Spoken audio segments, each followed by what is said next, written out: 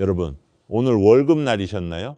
통장을 열어봤더니 분명히 230만 원을 받아야 하는데 실수령액은 207만 원입니다. 국민연금, 건강보험, 세금 거의 23만 원이 흔적도 없이 사라졌습니다. 그리고 다음날 아침 그 돈 뜯긴 채로 출근길 지하철에 탑니다. 아침 8시 신도림역, 숨이 막힙니다. 땀 냄새, 가방에 찔리는 옆구리, 문 닫힘, 경고음. 당신은 1,500원을 내고 이 고통을 구매했습니다. 그런데 노약자석에 편하게 앉아 계신 어르신은 영원입니다.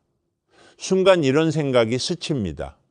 나는 연금도 내고 세금도 내고 지하철 요금도 내는데 도대체 나는 뭘 돌려받고 있는 건가?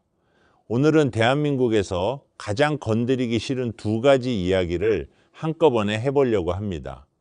지하철, 무임승차, 그리고 국민연금. 이 둘은 사실 따로 떼어놓고 볼 수 없습니다.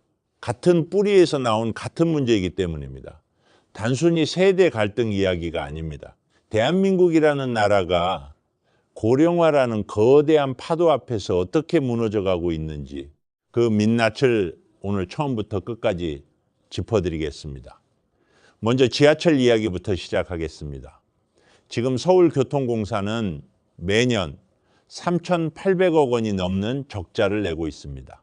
이게 얼마나 큰 돈이냐면 한강 다리 하나를 새로 짓고도 남는 돈입니다.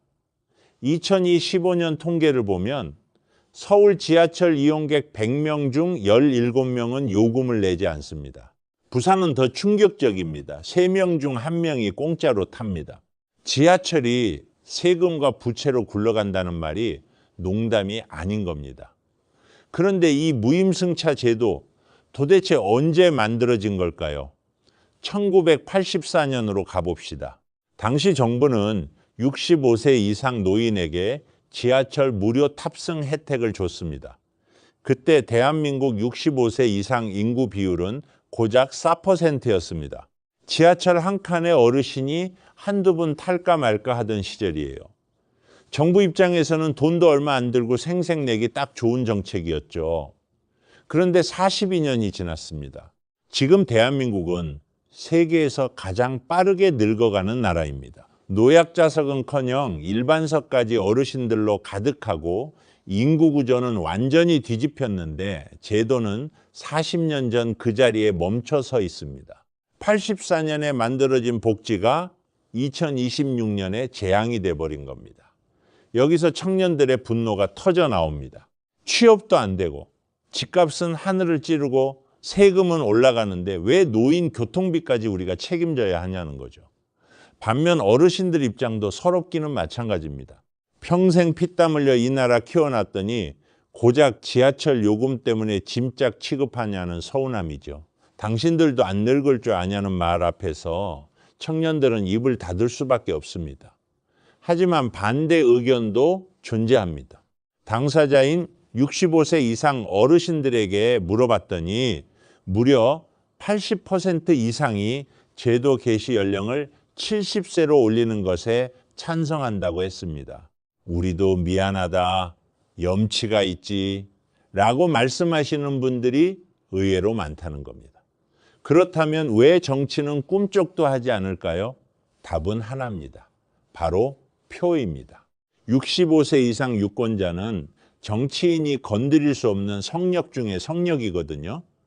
해외를 한번 봐볼까요? 일본은 노인이라고 해서 지하철을 공짜로 태워주지 않습니다.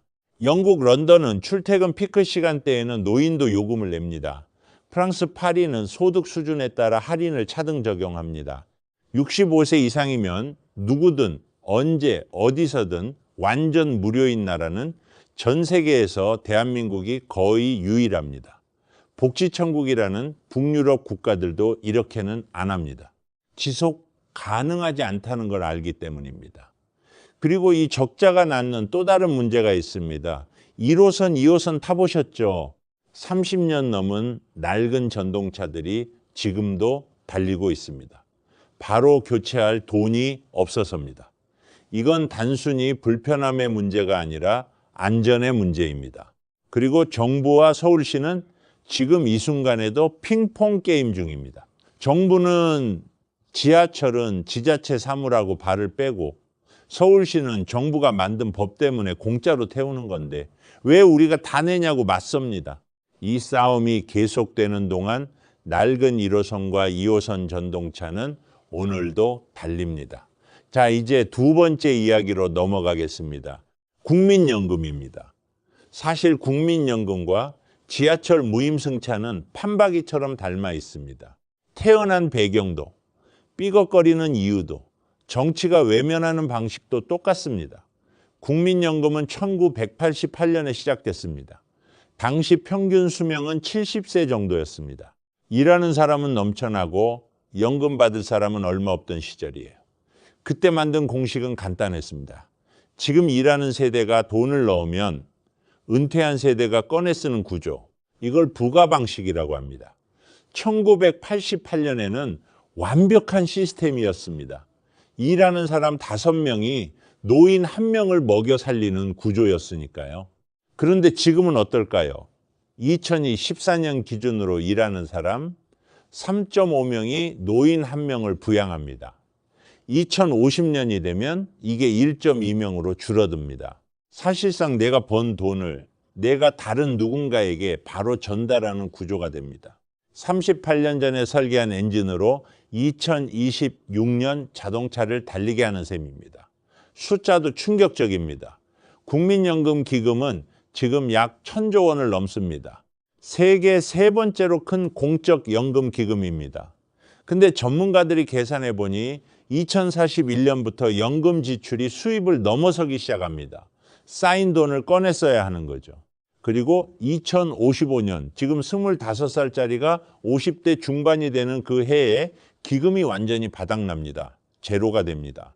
이 말은 지금 20대, 30대는 평생 매달 9만 원 가까이 뜯기면서 넣다가 막상 받을 차례가 오면 통장이 텅 비어 있을 수도 있다는 겁니다.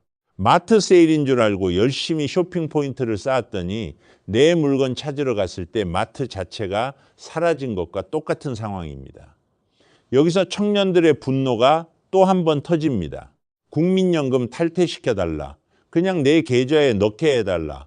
심지어 합법적 폰지 사기라는 말까지 나옵니다. 반면 지금 연금을 받으시는 세대는 말합니다.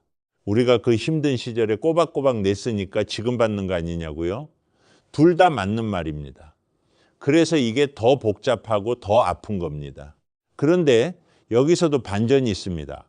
1988년 1세대 가입자들, 연금 제도가 처음 생겼을 때 가입한 분들이 낸 돈과 실제로 받는 돈을 비교해 보면 일부 분석에서는 낸 것보다 최대 5배 이상을 받아가는 경우도 있습니다. 왜냐하면 처음엔 보험료율이 낮았고 받는 비율은 지금보다 훨씬 높았기 때문입니다. 제도 설계 당시 인구가 이렇게 빠르게 줄어들 줄 몰랐던 거죠. 결과적으로 지금 청년 세대는 낮아진 급여율로 훨씬 오래 내고 훨씬 적게 받는 조건 속에서 앞세대의 수급을 메꾸고 있는 구조가 됐습니다. 누군가 의도한 게 아닙니다. 그냥 세상이 이렇게 변한 겁니다. 근데 그 변화의 비용을 지금 청년들이 고스란히 치르고 있다는 게 문제입니다. 해외는 어떻게 했을까요? 스웨덴은 1990년대에 인구 구조가 바뀌는 걸 보고 연금 시스템을 통째로 뜯어 고쳤습니다.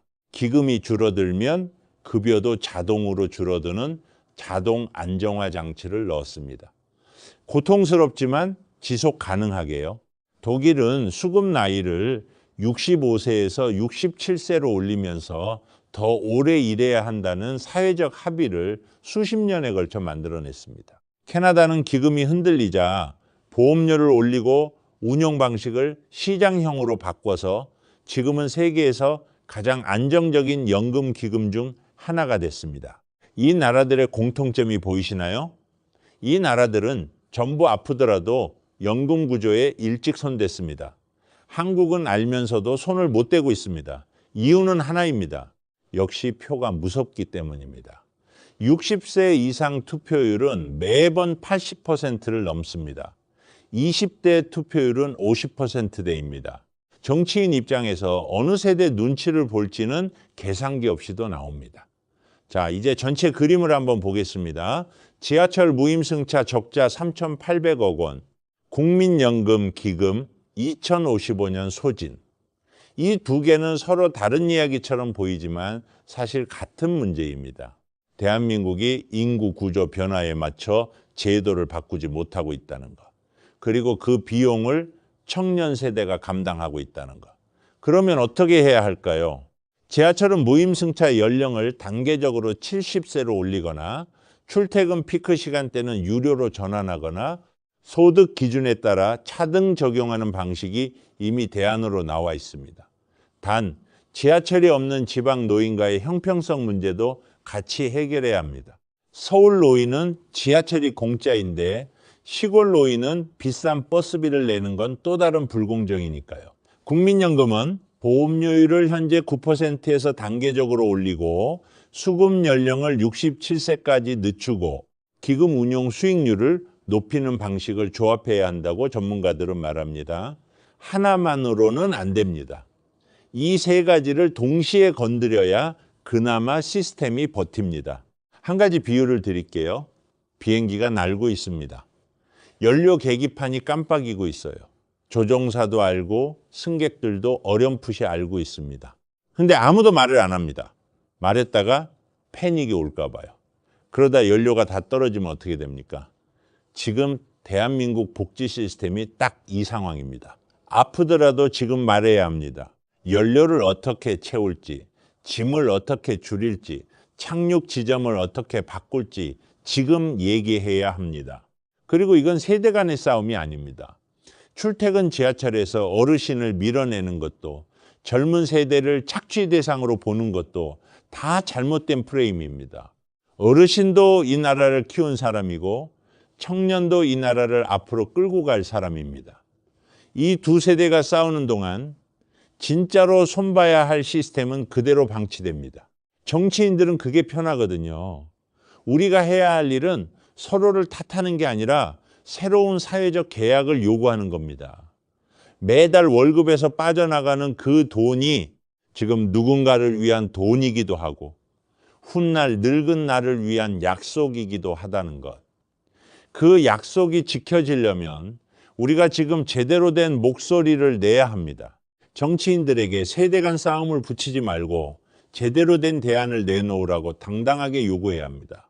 65세라는 숫자에 갇혀서 서로를 미워하기에는 우리 인생이 너무 짧습니다. 2055년이라는 숫자에 겁먹어 아무것도 안 하기에는 우리에게 남은 시간이 너무 촉박합니다. 지하철은 멈추지 않아야 합니다. 국민연금은 바닥나지 않아야 합니다. 그리고 그걸 해결하는 건 정치인의 용기가 아니라 우리 모두의 관심에서 시작됩니다. 오늘 이야기가 무거우셨나요? 하지만 우리 삶과 가장 밀접한 이야기이기에 꼭 짚고 싶었습니다. 내일 아침 출근길 지하철에서 그리고 다음 월급날 공제 내역을 볼 때 오늘 이야기가 조금 다르게 떠오르셨으면 좋겠습니다. 구독과 좋아요는 제가 다음 영상을 만들고 지하철 요금도 내고 국민연금도 납부하는데 아주 큰 힘이 됩니다. 감사합니다.